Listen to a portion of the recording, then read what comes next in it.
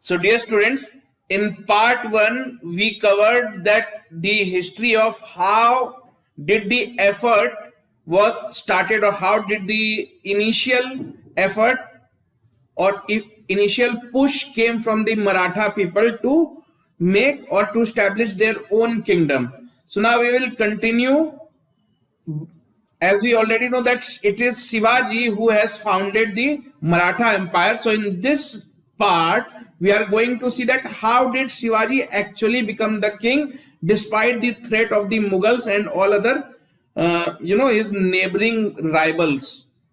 So let's see that under what circumstances Shivaji became the Chhatrapati, how was his administration, how was his rule. So in last part we saw that Shivaji and Mughals have now came into conflict with each other. The Mughals sent Shaista Khan to kill Shivaji, but Shivaji managed to defeat Shaista Khan and Shaista Khan ran away. So Shivaji has already defeated Bijapur, and now he has also started defeating Mughals. Mughals already faced first defeat when Shaista Khan was defeated. So in 1664, so you can say the real effort to establish the Maratha Empire began in 1664, because now they are taking the Mughals head on. Mughals are the bigger power. So in 1664, Shivaji sacked the port city of Surat. So Surat was a wealthy Mughal trading center.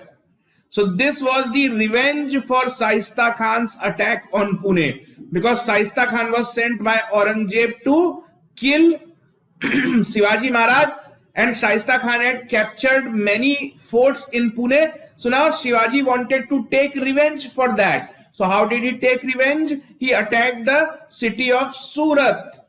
So why? Because Surat was a wealthy Mughal trading center.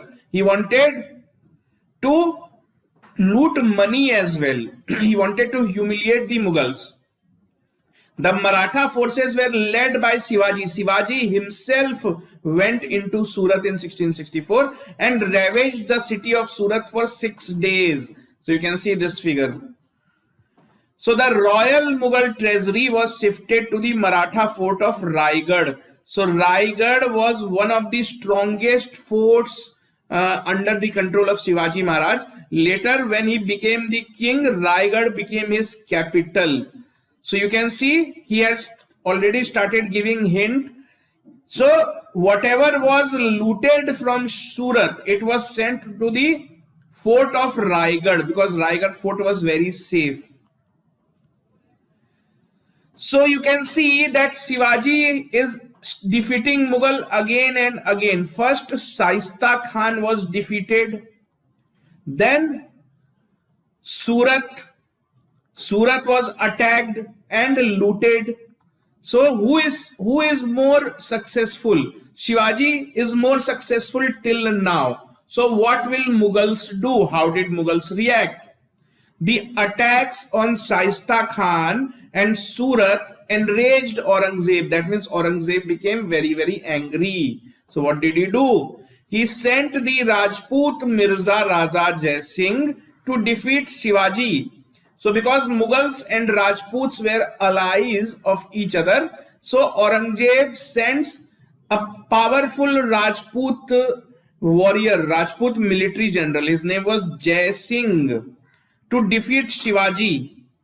So Jai Singh succeeded in luring away several of Shivaji's key commanders into Mughal service. See, please understand the politics of all that time.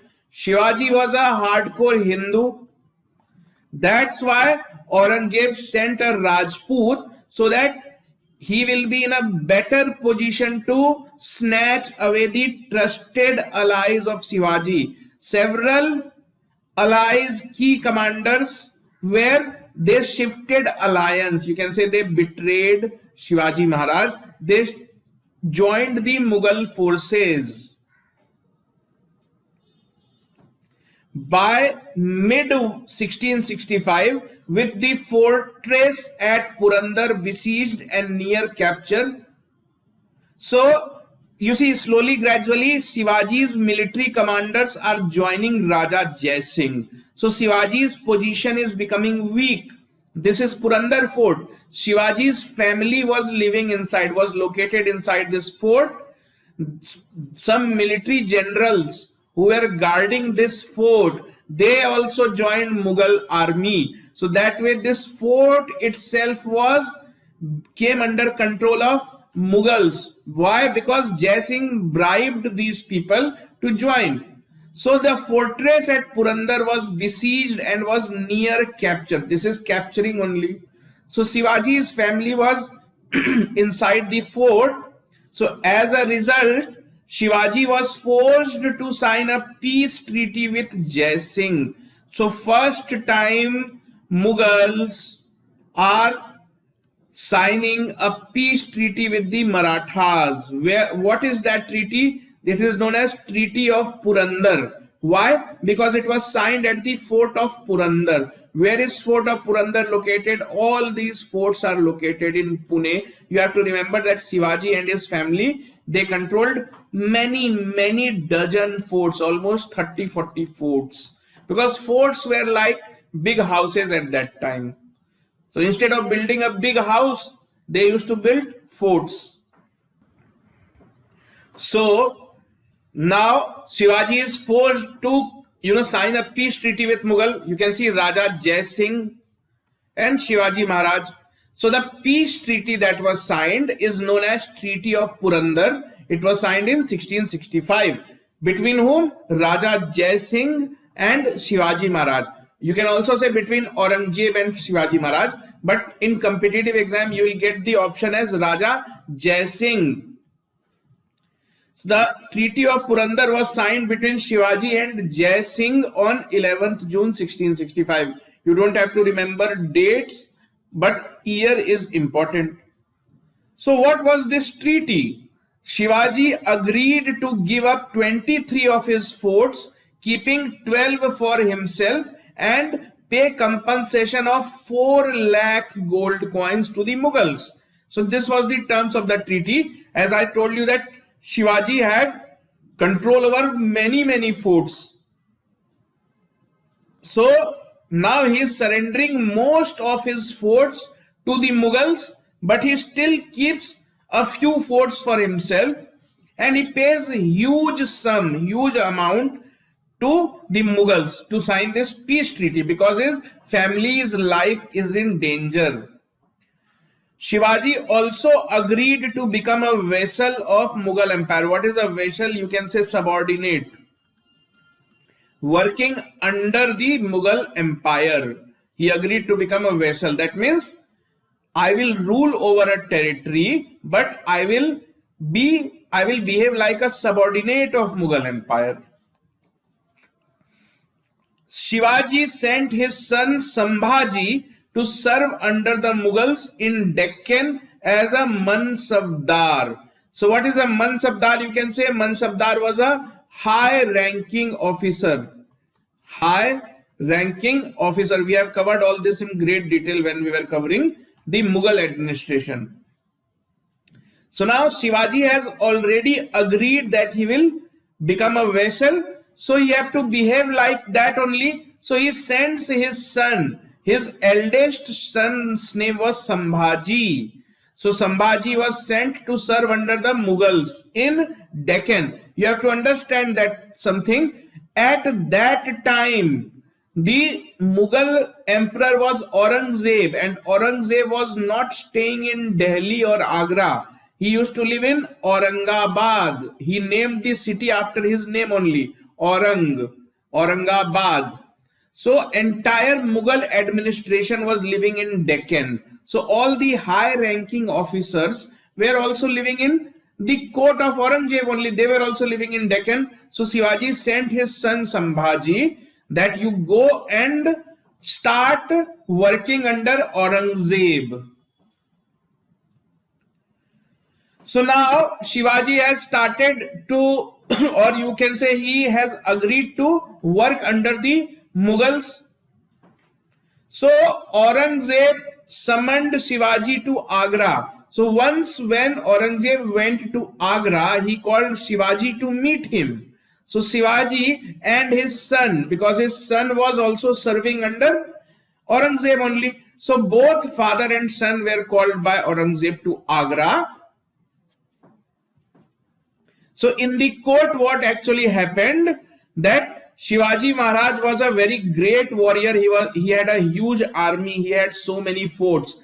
But in court, he was made to stand behind many junior commanders. I mean, much less important military commanders, military generals. They were sitting, and Shivaji was made to stand. So Shivaji thought that he has called me here to insult me. So he was actually, Aurangzeb was trying to insult Shivaji Maharaj, because junior people were sitting and Shivaji Maharaj was not given chair to sit. So Shivaji took offense and stormed out of the court, but was promptly placed under house arrest along with his son. So what did Aurangzeb do? So Shivaji felt insulted and he started going out of the court. He said that I am not interested in working under you. But immediately Aurangzeb gave orders to arrest both father and son. That means Shivaji and his son Shambhaji. So this is known as Shivaji's arrest. So he was arrested in Agra, not in Pune. Shivaji managed to escape from Agra by bribing the guard. You can see that, arrest does not mean that he was put into jail.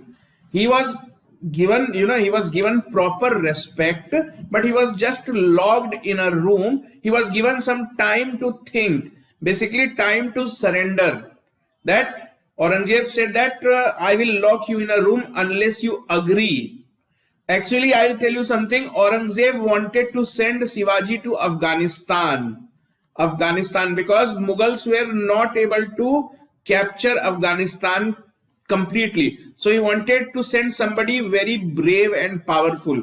So Shivaji was not agreeing to go to Afghanistan because he wanted to focus on Deccan.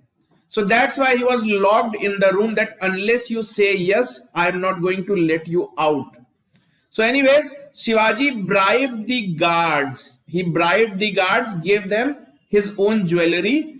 So what were these guards doing? Guards were checking anything that used to go inside or that used to come outside. So Shivaji and his son, they hid inside a box, and these guards were already bribed. So they saw that Shivaji and his son are hiding inside the box, but they did nothing. They allowed them to escape. So you can see that Shivaji was not only brave, but he was very sharp from his mind also. So now this way, you can say tensions are developing between Shivaji and the Mughals. Let's see what happens next. So now Shivaji has escaped, but it did not mean that Aurangzeb did not like him or Aurangzeb wanted to kill him. Aurangzeb simply wanted him to go to Afghanistan. So anyways, after Shivaji's escape, hostilities with the Mughals subsided. For some time, Shivaji stopped fighting with the Mughals and started small-scale negotiation. Because you remember Raja Jai Singh. So people like Raja Jai Singh, they used to act as a bridge between Shivaji and Aurangzeb. So whatever message Shivaji used to have to give to Aurangzeb, he used to send it through Raja Jai Singh. So some negotiations were going on. So based on this negotiation, because Aurangzeb also respected Shivaji initially, so Aurangzeb conferred the title of Raja, that he said that, okay, you want respect, I am giving respect to you. So now you take the title of Raja, because he had not given respect to him, Shivaji, at Agra. So now he is giving him respect. Shambhaji was sent to serve under the Mughal Prince Muazzam, who was appointed the Viceroy of Deccan by his father Aurangzeb. So Aurangzeb was the emperor. So he is the emperor of entire India. So now he appoints his own son Muazzam. His name is Muazzam. Later on he became the emperor. So now he sends his son Muazzam to Deccan as the viceroy. So Sambhaji, who is Shivaji's son, because now Aurangzeb has made friendship with Shivaji, has given him the title of Raja. So now Sambhaji was sent to serve or work under the Mughal prince Muazzam. Aurangzeb also permitted Shivaji to attack the decaying Adil Shahi dynasty. So as you know that Shivaji was already attacking Bijapur many a times. So now Aurangzeb had given him the title of Raja. That means he is giving him respect. So also he gave him permission that if you want to attack Bijapur, we are not going to interfere. So the Sultan Adil Shah of Bijapur was very scared that now Mughals are not going to help me if Shivaji Maharaj is going to attack us. So Adil Shah bargained peace. How?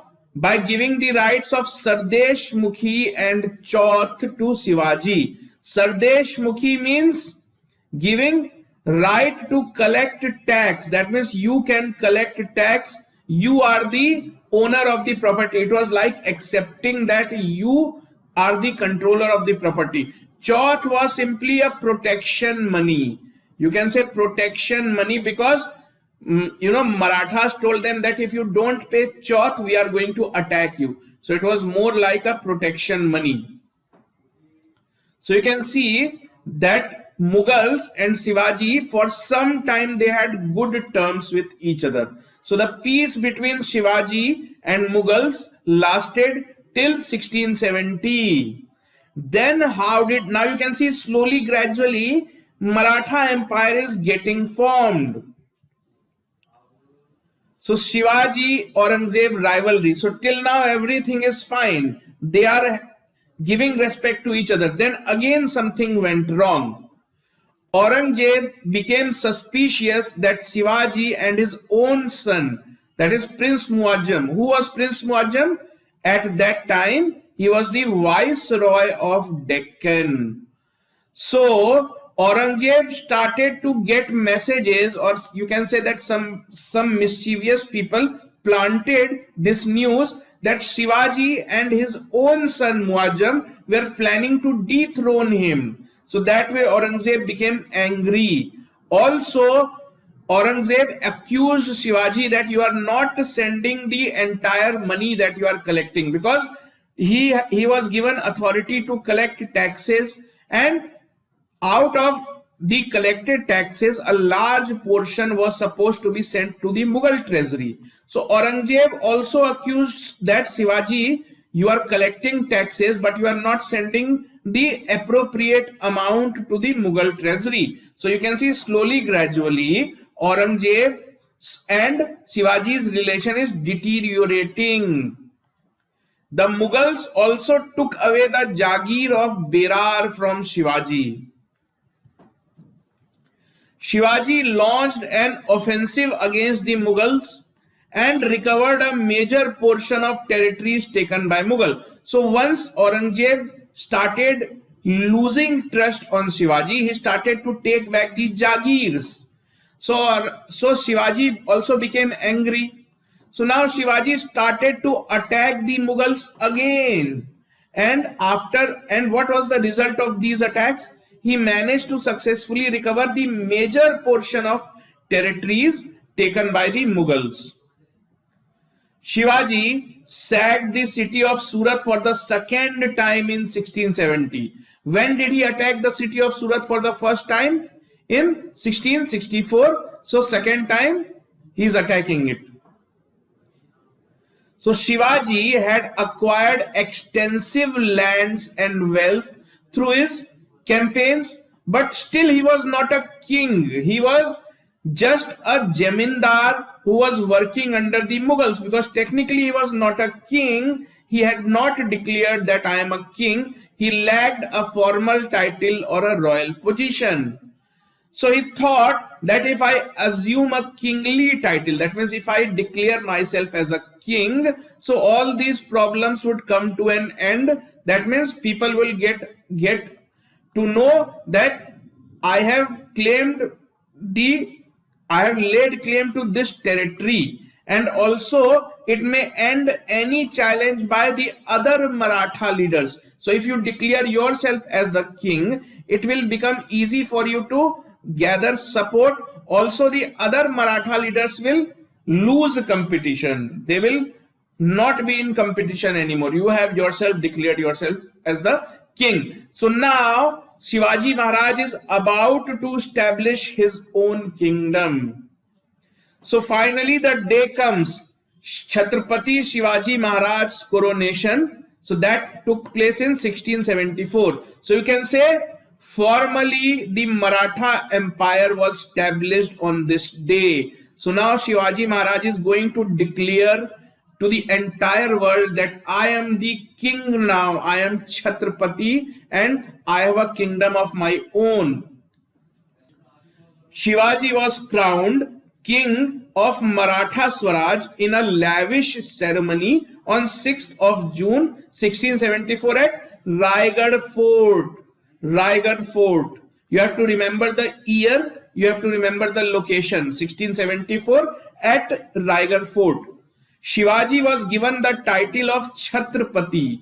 So, like there is a title Sultan, there is a title Raja. So all these titles are titles given to the rulers. So now he is forming a new kingdom. So he is given the title Chhatrapati. Chhatrapati means the paramount sovereign. He also took the title of Hindav Dharmodharak, which means protector of the Hindu faith. So if a question comes, who was known as Hindav Dharmodharak, you have to say Chhatrapati Shivaji Maharaj. The kingdom thus established was given the name Hindavi Swaraj. We have already discussed what is meant by Hindavi Swaraj, self-rule by Hindus or Indians. So this way you can say formally the Maratha Empire or Maratha Kingdom was established in 1674, though the efforts began much before. From 1664 onwards, Shivaji Maharaj have started attacking the Mughals, and now under the nose of Mughals he have established his own kingdom. Raigad was to be the capital of this new Maratha Empire. Because the coronation has taken place at Raigad, that means Raigad was given the, you can say, the designation of the capital city.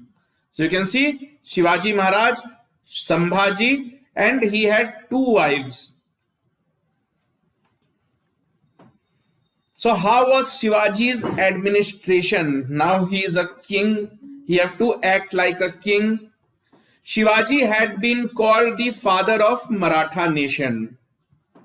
His system of administration was better than the Mughal administration in several respects. Shivaji was readily accessible to all his subjects. That's why he was very popular and is popular till this date. He was readily accessible.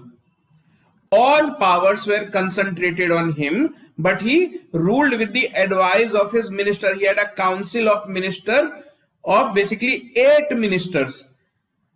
8 most important ministers. So he had a group. He made no office hereditary. That means if you are a minister, it doesn't mean that your son will also become a minister. No office was hereditary. Even he did not declare his son as his successor. He said that after my death, people will decide. He did not believe in, hereditary succession. He gave special attention towards the administration of the forts, because you can see these forts played a great role in politics of those times. So he gave special attention towards the administration of the forts. So you have to remember a few things about his central administration. He had a council of 8 ministers. You can see 1, 2, 3, 4, 5, 6, 7 and 1 he himself. So 8 people were, you can say, the part of the central administration. So it was known as Asht Pradhan. Peshwa was the first most important minister out of the 8. So Peshwa was technically speaking the prime minister, most important, prime, most important out of all the ministers. So that is what is meant by prime minister. Everybody is a minister, but out of those ministers, the most important one was Peshwa. So this group of 8 ministers was known as Ashtapradhan. This question has been asked numerous amount of time, that Ashtapradhan belonged to whose court? Were the ministers in whose court? The answer is Shivaji Maharaj, Chhatrapati Shivaji Maharaj. So except the Senapati, all other ministers were Brahmins. Now, there were 2 important sources of revenue for the Maratha Empire, because you have established an empire, you need money for that. So 2 major sources of revenue were Chauth and Sardesh Mukhi. Now what were these? So Chauth was comprised of 1/4 of the revenue assessment paid as fees in return of assurance that Marathas would not harass the taxpayer. See, Marathas were totally surrounded by enemies. So this is Maratha kingdom. Here was Bijapur, Ahmednagar, Nizam of Hyderabad. It was not into existence then, but there was Berar. Later on it came into existence. So Berar. And then there were Mughals present in the north as well as in the remaining part of Deccan. So what did Marathas do? They used to, charge 1/4 of the revenue, because these kingdoms, they used to collect revenue. So Marathas used to tell them that now whatever revenue you have collected, you pay us 1/4. If you do not pay 1/4 to us, we are going to attack you. So it was more like an assurance that if you pay money, we are not going to attack you. So protection money. The other source of revenue was Sardesh Mukhi. Now, Sardesh Mukh, Desh means piece of land. Mukh means in charge. Sar means chief. So, Chhatrapati Shivaji Maharaj have declared himself as the owner of all these territories. He was the Chhatrapati. He was also the Sardesh Mukh, the chief in charge of all these lands. So, because he was the Sardesh Mukh, he used to charge 10% Sardesh Mukhi. Because I am Sardesh Mukh, I am the owner of all these territories. So, taxes will go to me. It will not go to Mughals. So, Sardesh Mukhi was an additional levy of 10% of revenue, which Shivaji claimed on being the Sardesh Mukh, in charge, overlord. The revenue was assessed as per the Mughal revenue or the Deccan kingdom's revenue. Even certain Mughal Jagirdars used to pay taxes to Shivaji Maharaj. So such was his power, such was his fear amongst the Mughals. Now, Shivaji's sons. Let us know a few things about his family. So Shivaji had 2 prominent sons from his 2 wives. So Shivaji was Sambhaji, as we have already heard so many times about Sambhaji. Sambhaji was his first son from his first wife Saibai. Raja Ram was his son from his second wife Soyarabai. So during his last days, Shivaji had to imprison his son Sambhaji. So now remember these 2 names, Sambhaji and Raja Ram. These 2 are sons of Shivaji. So if Shivaji dies, these 2 people will have chances of becoming the next Chhatrapati, because title of king is Chhatrapati. So that's why it is important to know about his sons. So 2 sons, Sambhaji and Raja Ram. So during his last days, Shivaji had to imprison his son Sambhaji. So his first son, his most, you can say, loved son, he had developed some bad habits. So Sambhaji had started smoking, he had started taking opium. So he had developed bad habits. So Shivaji had put him under house arrest. So he had put him under house arrest. So Sambhaji had developed bad habits like smoking and drinking, and had even tried revolting against his father Shivaji. Because if you take these kind of things like opium or wine, so your mind stops working the proper way. So he also started revolting against his father. So that's why Sambhaji was under house arrest. So Sambhaji also tried to seek help from the Mughals to help him escape from the fort, because his father Shivaji had put him under house arrest in Panhala fort. Panhala fort is how many forts did Shivaji had. So now Sambhaji starts sending messages to the Mughals that please help me come out of the fort. So Sambhaji's death and succession. So let us see how did Shivaji's life came to an end and what happened after that. So Shivaji died on 3rd of April 1680. So dates are not important, but year is at Raigad fort. So Raigad was the capital. So after suffering from a bout of dysentery. So Akbar had also died of the same problem. So during those times, medical facilities were not that well developed. So he was only 50 years old at that time. Though there are different accounts on when was he born, but he was very young. He was either 50 or 52 years old. So his eldest son and heir apparent Sambhaji was still under house arrest in Panhala fort. So you remember that Sambhaji was put under house arrest by his father because he had already developed bad habits. Shivaji's second wife Soyara Bai tried to make her 10-year-old son Rajaram the next Chhatrapati. So Shivaji had two wives. So the second wife Soyara Bai had a son known as Rajaram. The first wife had a son known as Sambhaji, and Sambhaji is under house arrest. So the first son is under house arrest.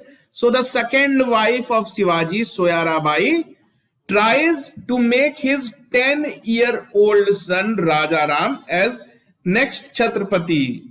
So what happens then? Sambhaji dethroned the young Rajaram and ascended the throne himself on June 20th, 1680.